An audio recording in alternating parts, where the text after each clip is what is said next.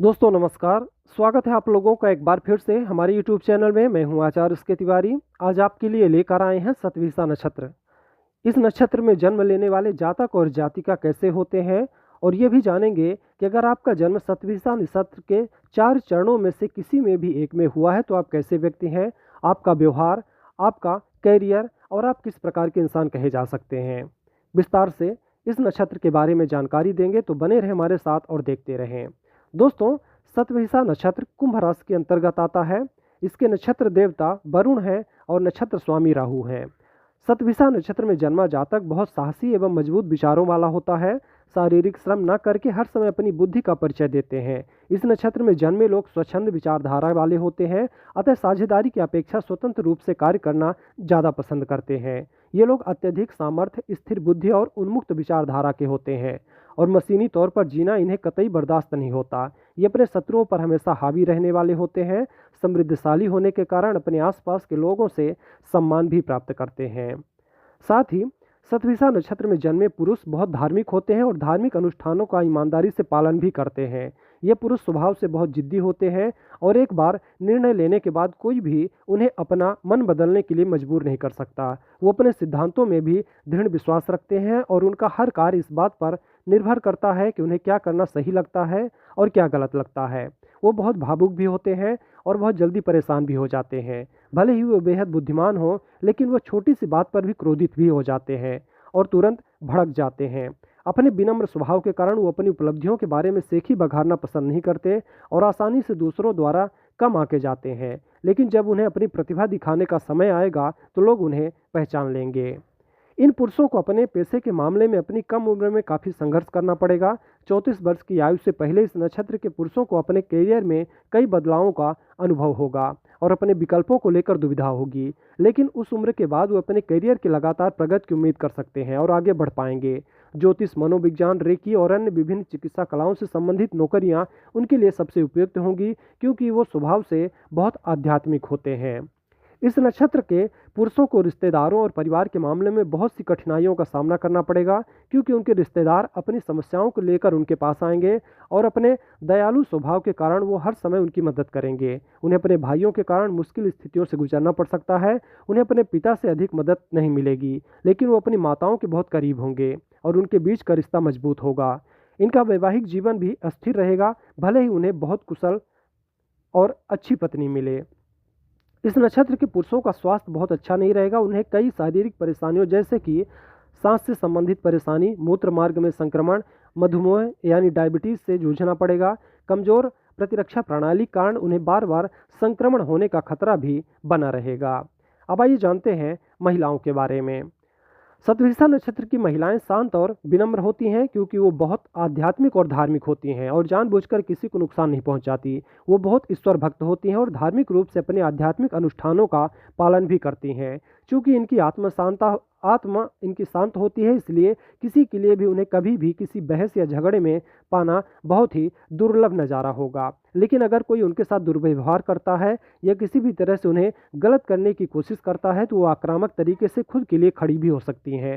हालांकि वो अपने परिवार के बाहर विवादों में शामिल नहीं होंगी, लेकिन उन्हें कई पारिवारिक संघर्षों और झगड़ों का सामना भी करना पड़ेगा, जो उन्हें मानसिक अस्थिरता का कारण बनेगा। उनके पास एक उदार आत्मा है और वो अच्छी याददाश्त के साथ सहानुभूति भी रखती हैं।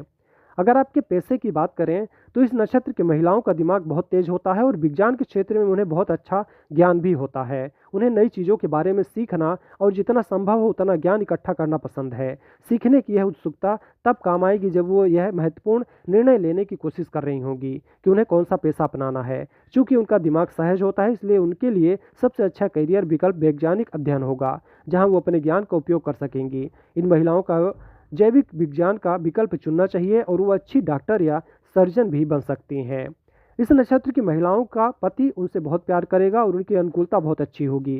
वो अपने पति से बहुत प्यार करेंगी और उनका रिश्ता बहुत प्यार भरा होगा, लेकिन शादी की उम्र बहुत अच्छी नहीं होगी। इन महिलाओं को अपने विवाह के कई कारणों से बहुत कष्ट उठाना पड़ेगा, जिसमें दूरी भी शामिल है, जहाँ उन्हें लंबे समय तक अपने पति से दूर रहना होगा या वो अपने जीवन के शुरुआती चरण में अपने पति को खो भी सकती हैं।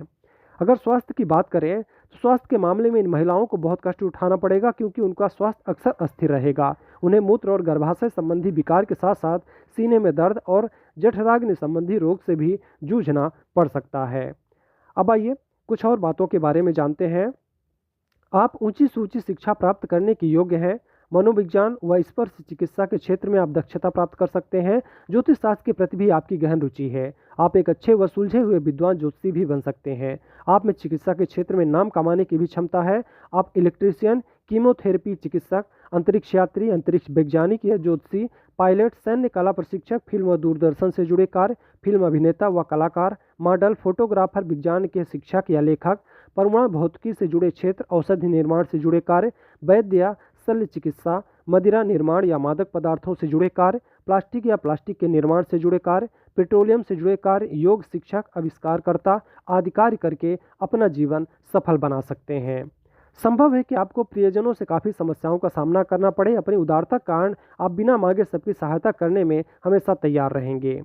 माता पिता से आपको उतना स्नेह नहीं प्राप्त हो पाएगा, लेकिन आप परिवार का पूरा ख्याल रखेंगे और बड़ों का भी खूब सम्मान करेंगे। वह नेकी कर और दरिया में डाल वाली उक्ति पर चलकर आप जीवन जिएंगे। अब आइए जानते हैं 4 चरणों में अगर आपका जन्म हुआ है तो आप कैसे व्यक्ति हैं। सबसे पहले बात करेंगे प्रथम चरण के बारे में। इस चरण के देवता बृहस्पति हैं। शतभिषा नक्षत्र के पहले चरण में जन्मा जातक या जातिका कुशल वक्ता होता है। शतभिषा नक्षत्र के पहले चरण का बृहस्पति शनि का शत्रु है और राहु का भी। अति बृहस्पति की दशा अपेक्षित फल नहीं देगी। बृहस्पति में राहु व शनि का अंतर कष्टदायी होगा। राहु की दशा उत्तम फल देने वाली साबित होगी। इसके साथ ही इस श्रेणी के लोगों के आशावादी और उदार स्वभाव पर रहेगा, जिसके कारण इन्हें दूसरों से धोखा भी मिल सकता है। इसलिए ऐसे लोगों को दूसरे व्यक्तियों से थोड़ा सावधान रहना होगा। अगर आपका जन्म दूसरे चरण में हुआ है तो इसके स्वामी शनि हैं। इसमें शनि राहु का संयुक्त प्रभाव है। नवमांश मकर है। यह आयोजन प्रायोगिक इच्छाओं का द्योतक है। जातक गौरवर्ण, बड़ा मुख, स्त्रियों के अनुरूप, धीर वीर, गंभीर, शत्रुहंता, भोग विलास में रत होता है। इस पाद में जातक व्यवसायिक विकास के ध्यान रखने वाला होता है।